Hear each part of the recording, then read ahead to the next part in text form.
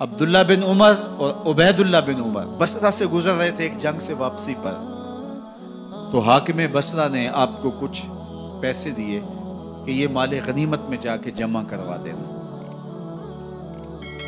اور پھر خود ہی مشورہ دیا کہ عراق کے اندر فلاں فلاں چیز بہت سستی مل جاتی ہے اور حجاز میں ان چیزوں کی قیمت زیادہ ہے، تو اگر آپ ایسا کر لیں کہ یہ ان پیسوں سے خرید لیں اور جا کے مدینہ المنورہ میں فروخت کر دیں، تو جو زائد پیسے آپ کمائیں گے وہ آپ کے ہوئے، اور یہی اشرفیاں جو میں نے دی ہیں آپ کو، اتنی اشرفیاں بیت المال میں جمع کروا دینا، تم نے محنت کی ہوگی، تجارت کی ہوگی، تو جتنے بچیں گے وہ آپ کے ہوں گے۔ تو انہوں نے کہا بہت اچھا، وہاں سے مال خرید لیا، مدینہ المنورہ میں آ کے بیچ دیا، جتنی اشرفیاں انہوں نے وہاں سے دی تھی بیت المال کے لیے، اتنی بیت المال میں جمع کروا دی۔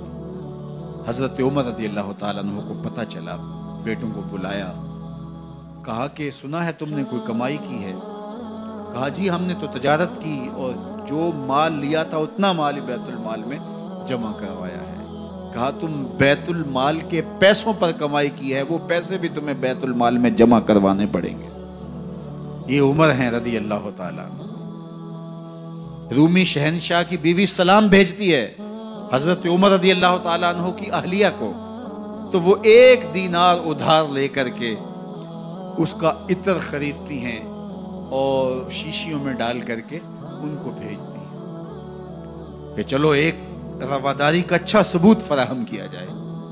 تو وہ واپسی پر انہی شیشیوں کے اندر قیمتی موتی بھر کے بیچتی ہیں، جواہرات بھر کے بیچتی ہیں۔ حضرت عمر رضی اللہ تعالیٰ عنہ فرماتے ہیں لاؤ یہ سارے جواہرات، سب کو فروخت کرتے ہیں، 1 دینار اس کو دیتے ہیں، باقی بیت المال میں جمع کر دیتے ہیں۔ تو جب اپنی زندگی اتنی محتاط ہوگی، اتنی خوبصورت ہوگی، تو پھر کس طرح کوئی گورنر زیادتی کر سکتا ہے؟ تو حضرت سیدنا عمر رضی اللہ تعالیٰ عنہ نے اپنا طرز زندگی اور انداز معاشرت اتنا سادہ اور اتنا خوبصورت رکھا کہ اس کے مطابق تمام گورنروں کو ڈھالنے کی تلقین کی۔ آپ جب بھی کسی شخص کو بطور گورنر اس کا تعین کرتے تو اس کو یہ نصیحتیں کرتے، ایک ترکی گھوڑے پہ سوار نہیں ہوں گے، باریک کپڑا نہیں پہنیں گے، اور انچھنے آٹے کی روٹی کھائیں گے، مکان کا دروازہ نہیں لگائیں گے، کوئی حاجب نہیں رکھیں گے، چوکیدار نہیں رکھیں گے، بواب نہیں رکھیں گے، جو تمہارے تک پہنچنا چاہے ڈائریکٹ پہنچ جائے۔ اللہ اکبر۔ اور پھر جب کسی کو متعین کیا جاتا اس کی جائیدادیں لکھ لی جاتی کہ اس کے پاس کتنی جائیداد ہے، وہ حساب اپنے پاس رکھتے، اور جب وہ معزول ہوتا یا اس کا وقت ختم ہوتا تو آپ دیکھتے کہ اب اس کے پاس جائیداد کتنی ہے۔ اگر وہ جو پہلے آپ نے اپنے پاس ریکارڈ رکھا ہوتا اس سے جائیداد اس کی زیادہ ہوتی، تو حضرت عمر بقیہ جائیداد بیت المال میں جمع کرتے۔ اللہ اکبر۔ اور یہ کیسے تھا؟ گورنر بول نہیں سکتا تھا، اس لیے کہ حضرت عمر کی اپنی بود و باش بھی اسی طرح کی تھی، اپنا طرز زندگی بھی اسی طرح کا تھا۔ مال غنیمت میں بہت ساری چادریں آتی ہیں جو سب کو تقسیم کر دی جاتی ہیں۔ خطبہ جمعہ دینے کے لیے آئے تو ایک شخص کھڑا ہو گیا، عمر خطبہ بعد میں سنیں گے، پہلے یہ بتائیں کہ یہ جو تم نے قمیض پہنی ہے یہ کہاں سے آئی؟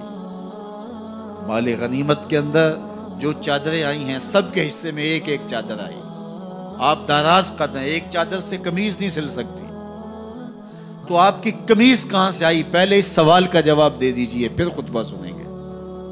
اللہ اکبر۔ آپ کے بیٹے کھڑے ہوتے ہیں، کہا ایک چادر سے میرے باپ کی قمیض نہیں بنتی تھی، میں نے اپنے حصے کی چادر بھی اپنے باپ کو پیش کی ہے۔ اس نے کہا اب سناؤ، اور ہم سنتے ہیں۔ یہ ہے حضرت عمر رضی اللہ تعالیٰ عنہ کی اپنی ذاتی زندگی۔ ایاز بن غنم کے بارے میں یہ پتہ چلتا ہے کہ وہ موٹے کپڑے نہیں باریک کپڑے پہنتا ہے۔ اس نے گھر کے دروازے پر بواب بھی رکھا ہوا ہے، چوکیدار بھی رکھا ہوا ہے۔ تو حضرت عمر رضی اللہ تعالیٰ عنہ محمد بن مسلمہ کو بھیجتے ہیں، محمد بن مسلمہ جاتے ہیں اور جا کے تحقیق کرتے ہیں تو ایسا ہی پاتے ہیں، تو ان کو وہیں گرفتار کر کے لے آتے ہیں اور حضرت عمر کے دربار میں پیش کیا جاتا ہے، چھڑی اس کے ہاتھ میں دے کر فرماتے ہیں جاؤ تم بکریاں چرایا کرو، تم گورنری کے لائق نہیں ہو۔ ایک گورنر کو بکریاں چرانے پہ لگا دیتے ہیں اس لیے کہ تم نے ان اصولوں سے، ان ضابطوں سے انحراف کیا ہے جو ایک سلطنت کے ذمہ دار کے لیے لازم اور ضروری ہیں۔ دور موجود کے حکمرانوں کو، چاہے وہ عرب کے حکمران ہوں چاہے وہ عجم کے حکمران ہوں، اگر وہ اسلام کا نام لیتے ہیں تو انہیں اپنے اعمال کا جائزہ لینا ہوگا کہ ہم کھڑے کہاں ہیں۔